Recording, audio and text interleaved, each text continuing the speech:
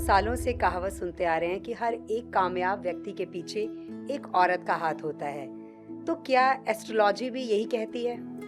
देखिए, एस्ट्रोलॉजी बिल्कुल अलग है, पत्रिका बिल्कुल अलग है, ग्रह अलग है, कहावत बिल्कुल अलग है। जी। आपने सुना है लेकिन देखा नहीं है।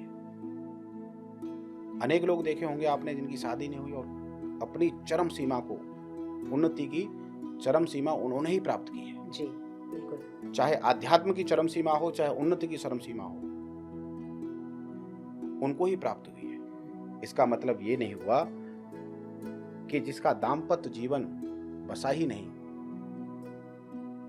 उसको सुख नहीं मिलेगा।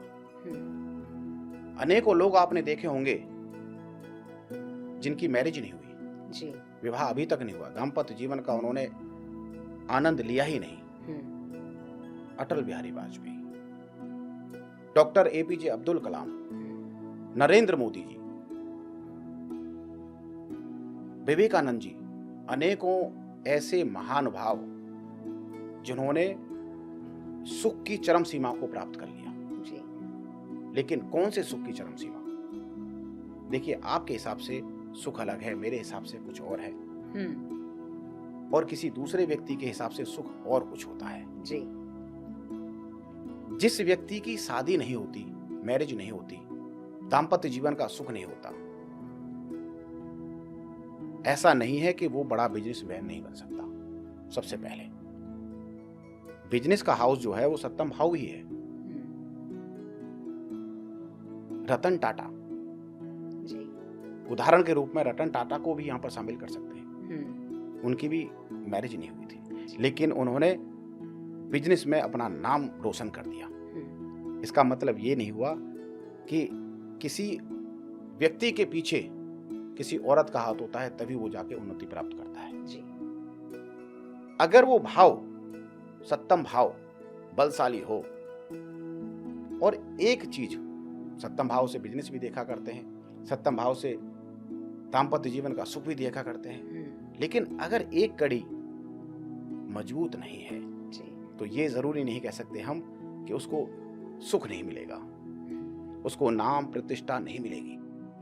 और मैंने तो यहां तक देखा है कि जिन लोगों का, आप देखिए सभी लोगों को उठा के, जिनका दाम्पत्य जीवन बसा ही नहीं, वो सुख की चरम सीमा को प्राप्त कर गए। जी। एक उदाहरण के रूप में बाबा तुलसीदास जी, और जहां तक मैं समझता हूं कि सप्तम भाव एक ऐसा भाव है कि ये भगवान की प्राप्ति करा देता है।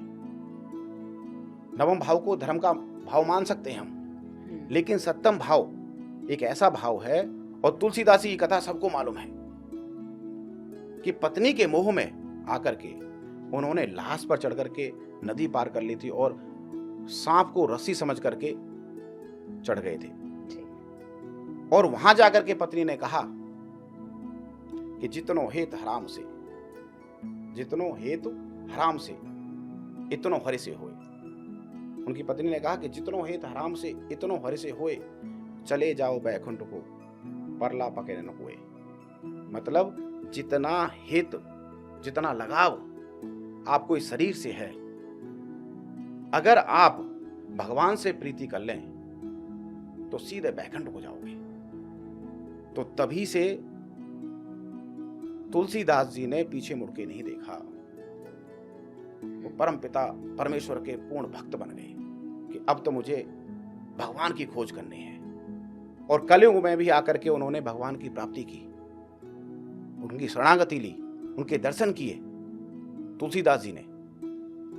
इसका मतलब यह हुआ कि वही भाव खराब हुआ, और जब तक खराब नहीं होता, उनकी वाइफ उनसे नहीं बोलती, उनकी धर्मपत्नी उनसे नहीं बोलती कि जितना सुख आपको इस शरीर से है, उतना लगाव अगर परमपिता परमेश्वर से होता तो भगवान भी खड़ा होता सामने। तो उस भाव ने परमपिता परमेश्वर की प्राप्ति करा दी। ऐसे ही यहां पर उदाहरण लें कालिदास जी की। कालिदास जी को भी ज्ञान की प्राप्ति उसी सप्तम भाव ने कराई थी। इसका मतलब यह नहीं हुआ कि सप्तम भाव किसी का कमजोर है तो धन की प्राप्ति, ऐश्वर्य की प्राप्ति, और देखिए अनु जी, ये जो भाव है ना, ये बड़ा रहस्यमय भाव है जी।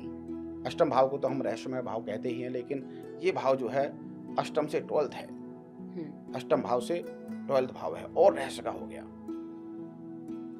इसका मतलब ये हुआ कि सप्तम भाव को जिसने जान लिया, क्योंकि इस भाव के अंदर तुला राशि आती है काल पुरुष के हिसाब से जी। और तुला राशि जो है वो है शुक्र की राशि, जो भोग विलास और ऐश्वर्य को दिया करती है।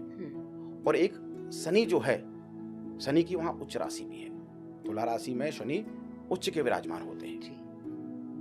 तो ये जो भाव है शनि और शुक्र से संबंधित भाव है। ऐसा समझ लीजिए कि ये ऐसी कड़ी है कि शुक्र जो है, जो भोग है, वो भोग की तरफ खींचता है और शनि जो आध्यात्म है, वैराग है, वो वैराग की तरफ खींचता है। ठीक है। अब पत्रिका में ये देखना होगा कि शनि बलवान है तो आप आध्यात्मवाद में जा सकते हैं, आप एक गुरु बन सकते हैं जी। आप वैरागी बन सकते हैं, सब कुछ छोड़ करके सन्यासी बन सकते हैं। और अगर शुक्र बलवान हुआ तो इस कड़ी को खींच करके शुक्र की तरफ ले जाएगा। शुक्र और शनि का जो मेल है, यहां पर मैं ग्रहों की बात नहीं कर रहा, कौन सा ग्रह विराजमान हो जी, लेकिन यहां पर हिडन में ये बैठे हुए प्लैनेट, छुपे हुए इस भाव को दर्शाते हैं कि जितने भी आपने लोग देखे होंगे जो अध्यात्म की चरम सीमा को प्राप्त कर गए हैं, शनि सप्तम भाव के अंदर विराजमान हो। इसलिए जोशी कहा करता है कि सप्तम भाव के अंदर शनि विराजमान हो तो व्यक्ति के दाम्पत्य जीवन को कहीं ना कहीं कष्ट पहुंचा देते हैं। अब ये बात बिल्कुल अलग है अगर शनि पर बृहस्पति की दृष्टि पड़ जाए, अच्छे ग्रहों की दृष्टि पड़ जाए, तो आत्मा का बोध कराने के लिए सन्यास जो व्यक्ति धारण करेगा वो भगवान की प्राप्ति के लिए सब कुछ छोड़ करके, गृहस्थ सन्यास को छोड़ करके वो अगर सन्यास लेता है तो शनि पर कैसे ग्रहों की दृष्टि है ये जानना जरूरी है जी। सप्तम भाव पर कैसे ग्रहों की दृष्टि है। अनेक लोग देखे होंगे आपने कि उनका घर में मन नहीं लगता, बहुत से होते हैं, वो धर्म स्थानों पर जाना चाहते हैं, हाँ जी, कुछ प्राप्त करना चाहते हैं, उनको भी नहीं मालूम कि क्यों हो रहा है ये। लेकिन जिस व्यक्ति का शनि सप्तम भाव के अंदर विराजमान हो, जिस व्यक्ति का लगन में विराजमान हो, शनि सप्तम भाव को देखते हो जी, अनेकों ऐसे कॉम्बिनेशन बनते हैं कि व्यक्ति का मन घर में नहीं लगता जी। और और ये जो अलगाव का जो कारण है, सेपरेशन का जो कारण है जी, हम अगर दूसरे तरीके से देखें इसको कि भगवान की प्राप्ति का, अगर तुलसीदास जी की पत्नी वहां नहीं बोलती तो उनको भगवान की प्राप्ति कैसे होती। बिल्कुल। अब आपके लिए तो उन्होंने अच्छा कर दिया, उसी भाव ने भगवान की प्राप्ति करा दी जी। अब आप ये सोच रहे हैं कि मेरा सेपरेशन हो गया है, मैं सुसाइड कर लूंगा, मैं परेशान हूं। लेकिन महाराज इस बात को समझिए आप कि आपका जो सेपरेशन हुआ है, अलगाव हुआ है, दाम्पत्य जीवन का सुख नहीं मिल रहा, ये कहीं ना कहीं आपके हित में भी हो सकता है। और जब आपने ये सोच लिया कि ये आपके हित में है, आपकी पत्रिका ये बताएगी कि आपके हित में है या नहीं है जी। अनेक लोग ऐसे हैं जो दाम्पत्य जीवन का उन्होंने सुख लिया ही नहीं। जैसे मैंने पीछे बताया कि रतन टाटा, अब्दुल कलाम जी, अटल बिहारी वाजपेयी, बहुत सारे ऐसे व्यक्ति महानुभाव हैं जी। लेकिन ये मतलब नहीं हुआ कि चरम सीमा को, सुख की चरम सीमा को वो प्राप्त नहीं कर पाए। और मेरा मानना तो यह है कि जितने भी ये साइंटिस्ट हैं जी, आप देख लीजिए उठा करके, जितने साइंटिस्ट हैं उनकी कुंडली उठा के देख लीजिए, ये सभी महात्मा हैं। उनका दाम्पत्य जीवन कहीं ना कहीं कष्टकारी होता ही होता है। जितने साइंटिस्ट मिलेंगे आपको, जितने धर्म के क्षेत्र में मिलेंगे आपको, अब आप ये कह रहे हैं कि इसने जो है संन्यास धारण कर लिया, लेकिन इस बात को समझिए, जन्म पत्रिका कहती है कि ये व्यक्ति संन्यास धारण करके समाज का भला करेगा, क्योंकि समाज का कारक जो है वो शनि है। अटल बिहारी वाजपेयी जी ने मैरिज नहीं की, अब्दुल कलाम जी ने मैरिज नहीं की जी। इसका मतलब ये नहीं हुआ, क्योंकि ये जो समाज सेवा है ये शनि को रिप्रेजेंट करती है जी। ऐसा व्यक्ति जीवन भर समाज सेवा करता रहता है, क्योंकि शनि जो है समाज को रिप्रेजेंट करते हैं जी। समाज के कारक हैं, कारक ग्रह हैं वो। ऐसा व्यक्ति जीवन भर वो समाज के हित के लिए कार्य करता रहता है जी। ऐसे में समाज का भला करके वो अपना भी भला कर लेता है, क्योंकि कर्म अच्छा करेगा। मैंने पहले भी कहा कि शनि कर्म के दाता है जी। अगर कर्म अच्छा करेगा तो समाज उनको क्यों नहीं सिर पे बिठाएगा।